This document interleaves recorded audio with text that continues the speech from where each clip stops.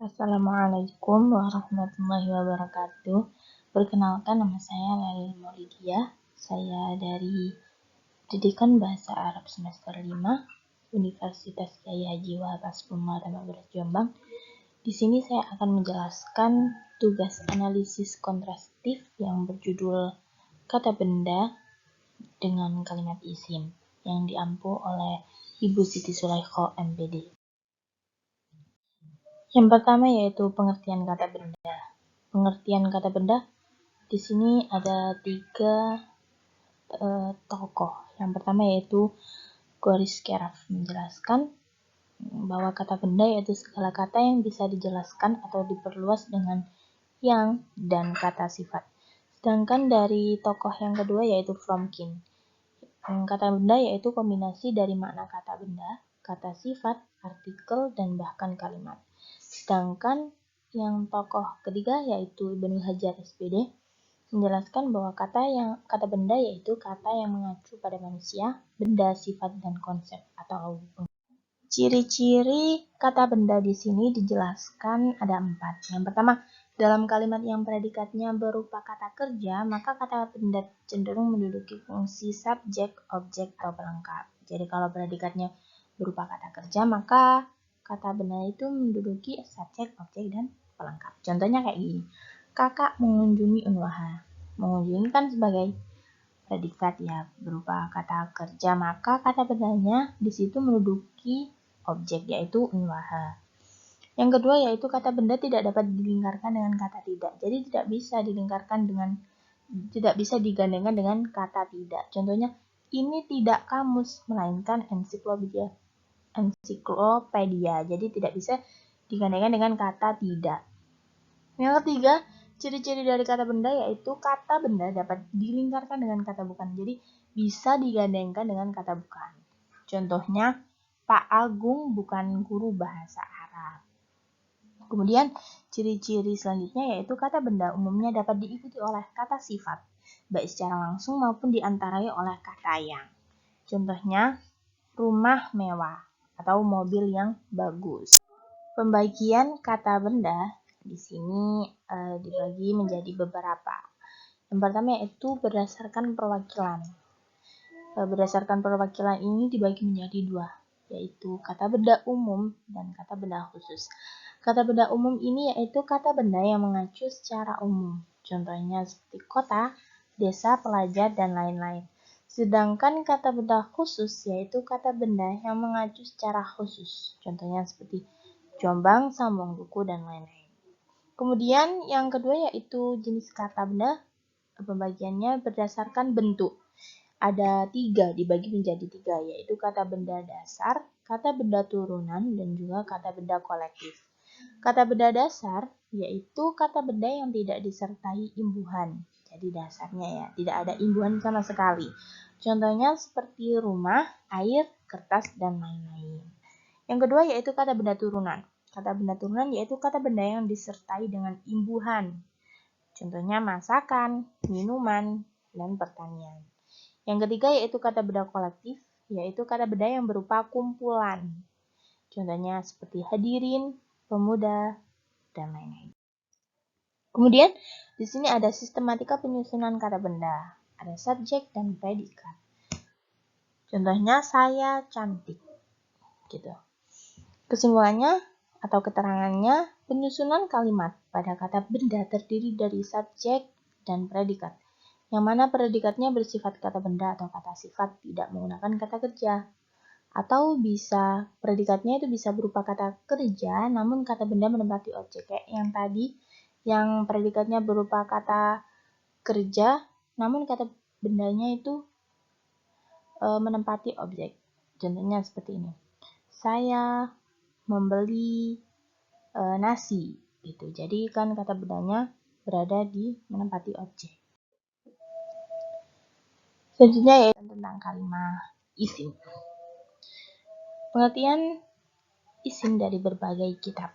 Yang pertama yaitu dari kitab Al-Qawaid Al-Asasiyah fi Al-Lughah Al-Arabiyyah yang menjelaskan bahwa isim adalah semua kata yang secara mandiri merujuk makna tertentu dan tidak disertai dengan makna tambahan waktu, baik waktu lampau, sekarang maupun yang akan datang.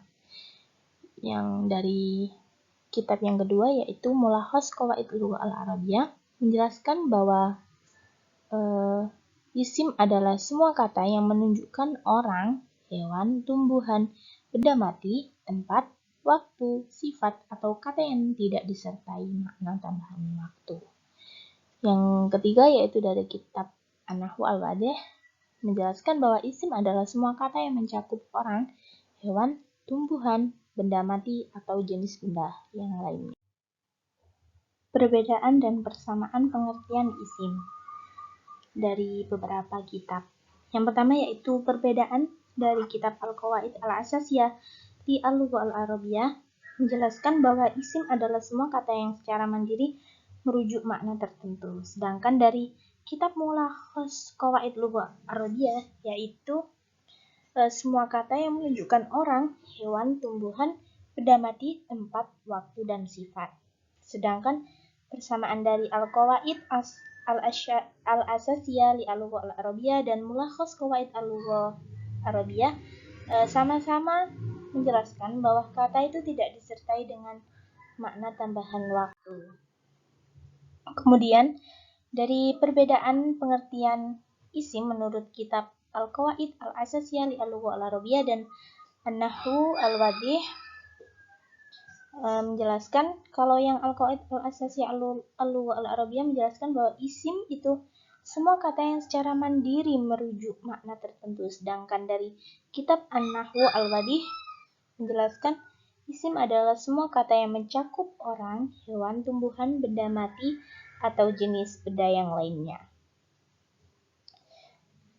Dalam kitab Al-Qawaid Al-Asasiyah li Al-Lughah Al-Arabiyah dan An-Nahwu Al-Wadih tidak memiliki persamaan dalam segi pengertian. Kemudian, perbedaan pengertian isim menurut kitab Mulakhas Qawaid Lughah Arabiyah dan An-Nahwu Al-Wadih. Perbedaannya, Mulakhas Qawaid Lughah Al-Arabiyah yaitu kata yang tidak disertai makna tambahan waktu. Kalau yang An-Nahwu Wadihnya tidak ada.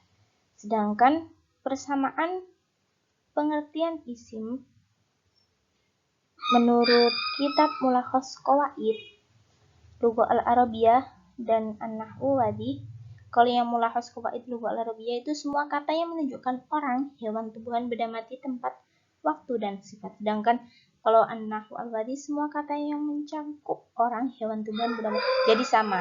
Kalau yang Mulakhas Qawaid Lughah Al-Arabiyah dan An-Nahwu Wadih itu menjelaskan bahwa isim itu kata yang menunjukkan orang, hewan, tumbuhan, benda mati, dan lain-lain.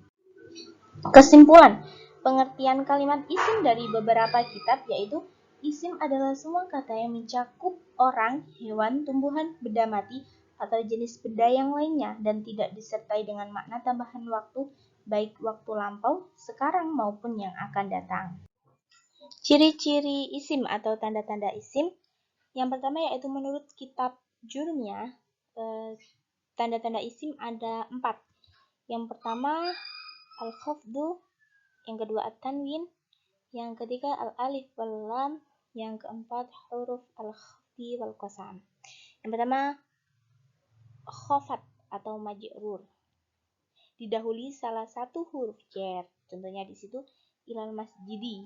Kemudian yang kedua yang B, poin B dijadikan mudhaf ilaih, contohnya sautul muadzini, dibaca majrur kan. Yang poin C mengikuti isim yang majrur, contohnya ila syaikhin jalidin, maka di situ juga dibaca majrur. Yang kedua yaitu bisa menerima harokat tanwin dari huruf terakhir, contohnya maktabun, kursiun, dan sebagainya. Yang ketiga yaitu menerima alif dan lam, contohnya alkitabu, itu alkitabu ya, mohon maaf, enggak, kalau yang ada alif lam tidak boleh ada tanwin, jadi alkitabu seharusnya gitu. Yang keempat yaitu didahului huruf harf atau jar. Nah, di situ huruf harf dibagi menjadi 2, yaitu huruf jar dan huruf qasam. Huruf qasam yaitu wawu, ba, dan ta. Menurut kitab Alfiyah, tanda-tanda isim ada 5, yaitu kemasukan huruf jar, tanwin, nida atau panggilan, alif lam, dan musnad. Di situ contohnya bisa dilihat. Kemudian yang ketiga yaitu menurut kitab Jami'ud Durus, tanda-tanda isim ada 7. Ta dhamir mutaharik, alif dhamir mutaharik, wawu dhamir mutaharik, adanya alif lam, kemasukan huruf nida, kemasukan huruf jar, dan tanwin. Itu juga contohnya bisa dilihat di situ. Klasifikasi tanda-tanda isim yang menurut Jami'ud Durus ada tanwin, alif, nida, ta mutaharik, wawu mutaharik, alif mutaharik, dan huruf jar. Sedangkan yang Jununiyah yaitu tanwin, alif, lam, majrur, dan huruf jar. Sedangkan Alfiyah tanwin, alif dan lam, nida, musnad, dan huruf. Pembagian isim. Di sini banyak pembagian isim. Yang pertama berdasarkan jenisnya ada 2, yaitu isim mudzakkar dan isim muannas. Isim mudzakkar yaitu isim yang menunjukkan laki-laki. Sedangkan kalau isim yang muannas yaitu isim yang menunjukkan perempuan. Contohnya yang mudzakkar tabibun. Kalau yang muannas jadi ya tabibatun gitu.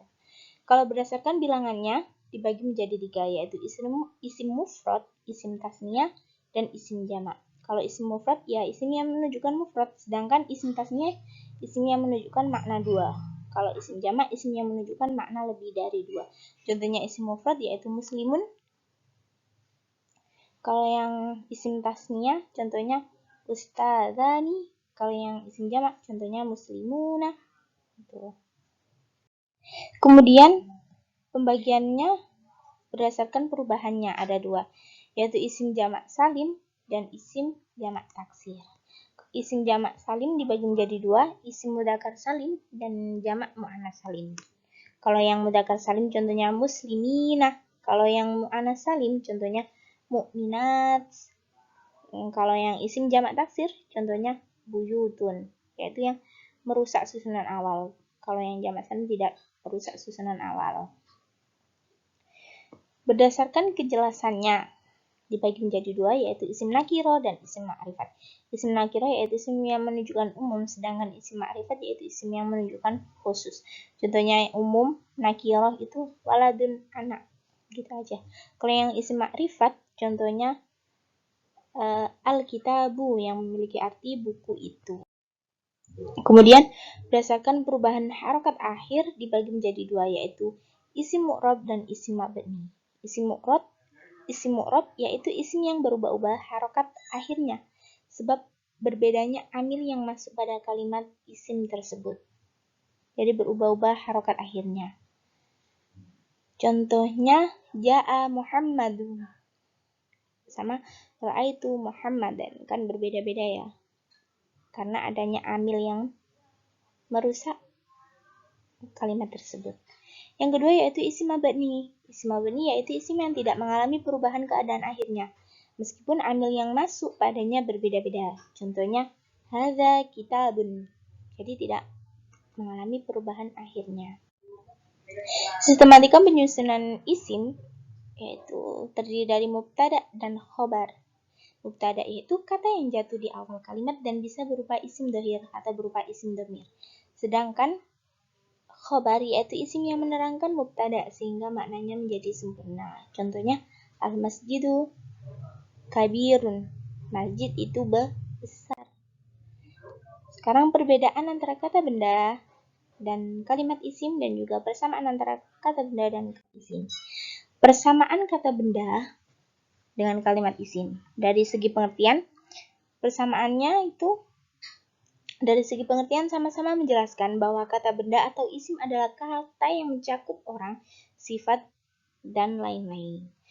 Yang kedua, persamaannya sama-sama tidak disertai dengan waktu, dan predikatnya sama-sama bersifat kata benda. Kalau persamaan ciri-ciri tidak ada.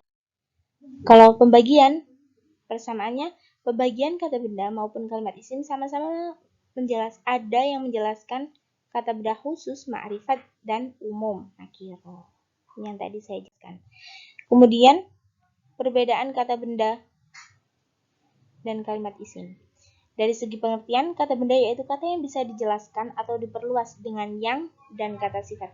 Sedangkan isim adalah semua kata yang mencakup orang, hewan, tumbuhan, benda mati, atau jenis benda yang lainnya. Kalau perbedaan dari ciri-ciri, yaitu kata benda adalah kata benda itu tidak dapat dilingkarkan dengan kata tidak, dan kata benda dapat dilingkarkan dengan kata bukan. Kalau yang ciri-ciri dari isim yaitu kemasukan huruf jar, tanwin, alif lam, nida, musnad ilaih, majrur, dan sebagainya.